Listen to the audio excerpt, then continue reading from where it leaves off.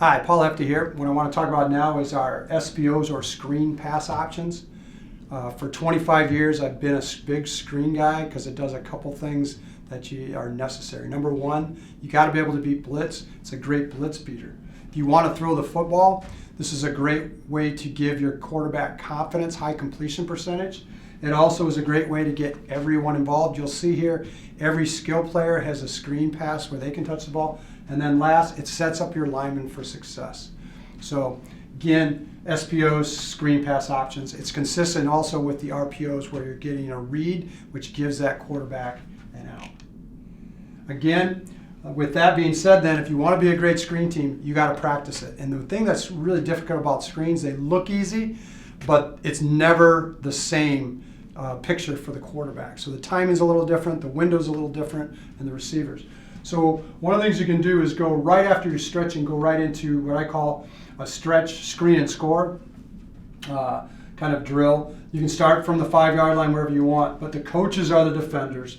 The players come up and whatever the screen or screens, SPOs you want to focus on that day, don't run them all, pick 1, 2 at the most, and then this becomes your focus. You can come out, you can give them the reactions and looks. The idea here is for the group to be perfect all the way through in scheme and technique, so they score and then they run through the back of the end zone and rotate around. So you can have your second group going and third if you've got the numbers. The neat thing here is the first group comes out, the coach will signal the play, so you're practicing your processing and get your brains going, get your body going, get your reads going. You can also use it as conditioning. We've done it where we back up to the 10 or the 15 and we challenge them to get a certain amount done in a certain period of time.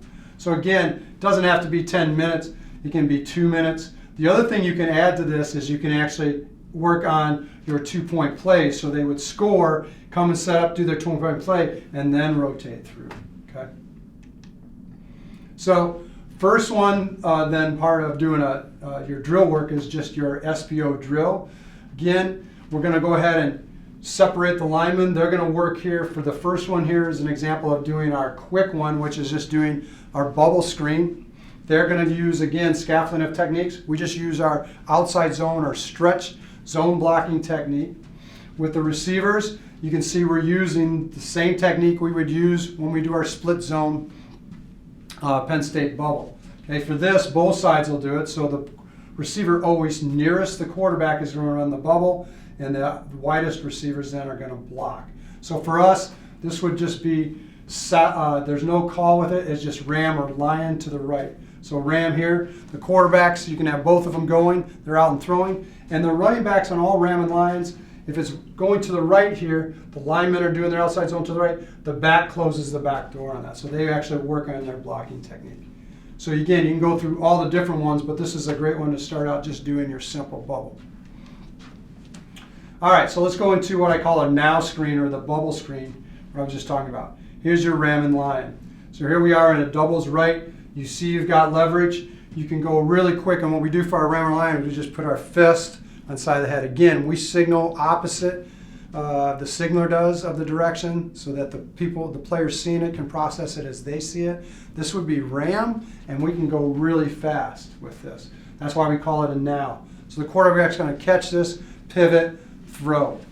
We're off. Again, linemen are all going to just stretch, reach, out far reach to the play side, back closes the back door. The backside just mirrors this, so the quarterback would actually have the option to throw it whichever way he wanted to. Okay? He has 2 outs. If we run it out of trips, the rule is, again, the receiver closest to the quarterback is the bubble person. So now we just got to make sure we communicate that. If there's a single receiver, they do a now route where instead of backpedaling, we use a backpedal with our bubble, by the way, is they would just turn and sit and wait for the ball. Again, quarterback then still has the option of throwing it to either side. No other signals needed. We're still going ram, fist. He would go rapid clap to get everybody going. Ram, ram, ram, and we're off. Okay, we can get into our first, what we call our fast screen. Those were quicks. Now we want to go ahead and get into a read screen. With this one, we add the prefix of the south call.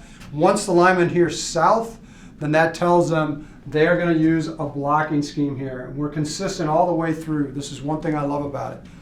The tackles are going to always stay big on big to fan. They're going to block those defensive ends. Okay? The guard, center guard are going to be the pullers. And whichever way we're going, the first guard or the play side guard is going to pull flat and is going to get the number 2 defender from the outside.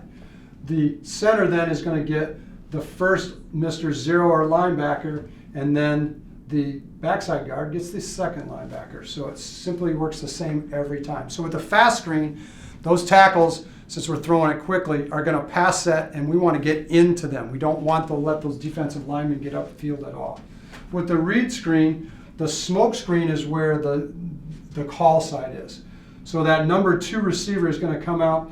Again, he's going to take a J path, not going straight to where they're at, but anticipate 3 yards in front so we can get squared up and gives that receiver a 2-way out. The receiver is simply going to take 3 steps forward, okay, 2, 3, and then come back. Once he gets back behind the line of scrimmage, we say he creeps back to the quarterback, little baby steps, so we're under control. Quarterback's going to go ahead to what is considered the backside of the play, is a swing screen, so this is really just a bubble to the B-back. He's going to read that Mr. Zero, which would be the third defender. Again, if he stares at him or blitzes, we can just throw it, because once the back gets leverage on it, it's gone. It's like a long handoff.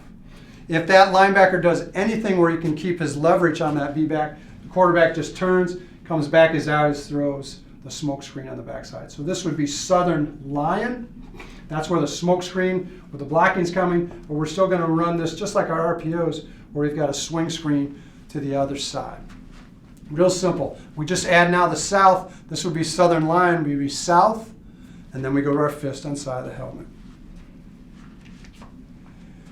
We can do this different ways where we get different people the ball. If we go Southern Lion 2, now we're just going to get the smoke screen goes to the number 2 receiver is all it is. X now is going to go ahead and block in this case, and here would be the A. The A is going to fake the bubble back pedal, and then once the quarterback looks at him, he's going to creep back to him. Okay? And again, going to read this in or out, gives him a 2-way out. We're still reading with Southern Lion, whether it's 1 or 2, we're still going to read the backside. It's that Sam backer. Again, if he has leverage, we're going to go ahead and throw it to him. If he doesn't, we'll come back to the smoke screen.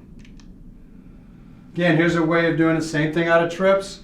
We're going number 2 receiver with it. So this is a way to run out of trips. H knows he's got to get out here to number 2.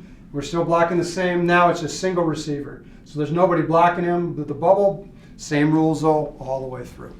So you can run it out of every formation, and you can start to get the ball to different people. All still one play for the lineman, and the quarterback reads. This is one, again, a little more high level, but I throw it in there. It's kind of fun. Penn State did a lot with McSorley. You can run your swing screen, but then, again, if counter tray is a big part of your run game, you can run your RPO in here, again, afterwards, after the read screen. So again, it's Cincy. There's no south in there because we're doing, Cincy would be the counter tray blocking. We just add the Ram 3, meaning we're going to swing here and read that away, and we're off. Again, I wouldn't recommend using this unless all those components are big parts of what you do in your offense, and most importantly, your quarterback has the ability to make a dual read like that. This is now what I would recommend. We just went through a quick, the nows. We went through our read screens, which are the fast, the Southern Lions, Southern Rams, and last one then is slow. So this is the 3 different phases. Again, the blocking scheme is going to be the same.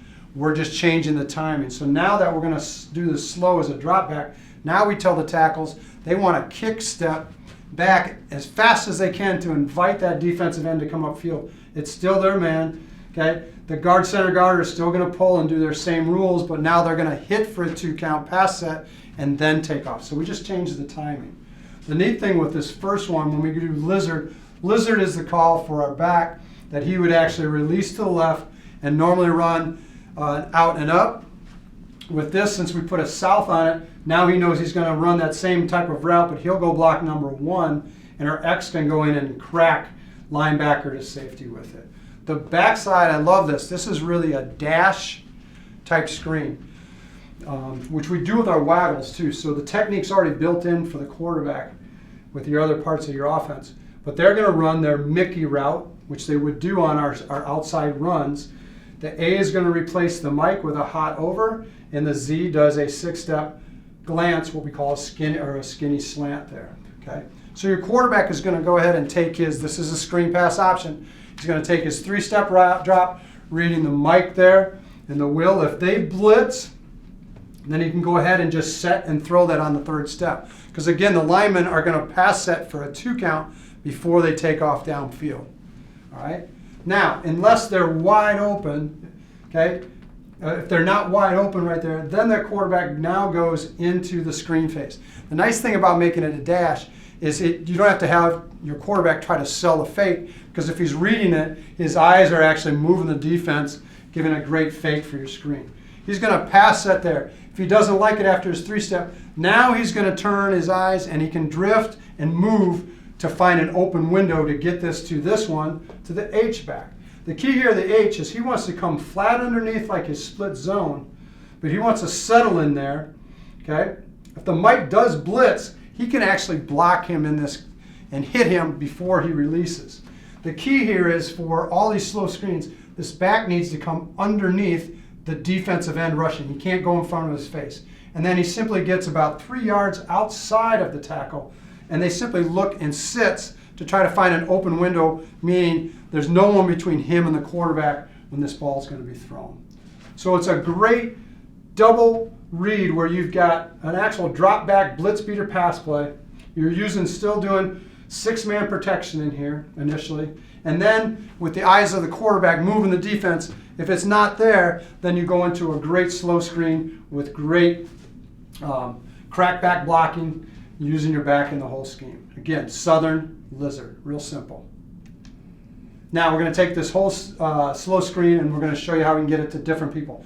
If we use a rip call, that tells the back now that he is going to be the slow screen receiver in this. The H becomes the hot over route on this. You can see again the receivers, the 2 receivers to the screen side are going to still cross block or a 21 block.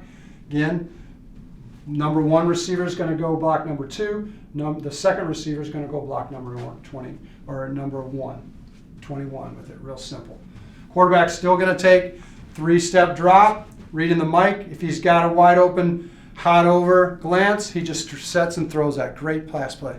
If they're not wide open, he's going to plant, and then he's going to turn and find his eyes and drift to find an open window to the screen here to the right. The back's going to go up again. If the Mike or the Sam blitzes, just like our half slide pro, he would go ahead and hit him for a block, but then he's going to release. The key is he's got to go behind that defensive end rushing, get 2 to 3 yards outside, turn to the quarterback, catch it. He's going to turn and catch back towards the line of scrimmage and go pick up his blocks, getting north and south with it. Again, dash SPO, Southern rip. We can go into out of 3x1. Everything's the same. It's just the H is going to run his hot over from the play side. So again, he's going to replace that Mike linebacker blitzing. Still same concepts. Nothing changes with it, and we're off. Again, Southern rip is the call. The H has just got to know he's doing it from the front side, and the quarterback has to know that H is coming from the front side. So again, you can see there with the screens, we can do 3 different types: quick, fast, and slow. We're using chunking of calls. So for example, when we do our quicks, we're simply saying ram or line, right and left, and we're scaffolding techniques because we're using outside zone there. And then for our fast and slow screens, the linemen use the same scheme. They just change up their timing and a little bit of technique, whether we're blocking the man on the line of scrimmage with the fast, or we're going to go ahead as a tackle, drop, and let him come upfield. Real simple. Great. Thanks.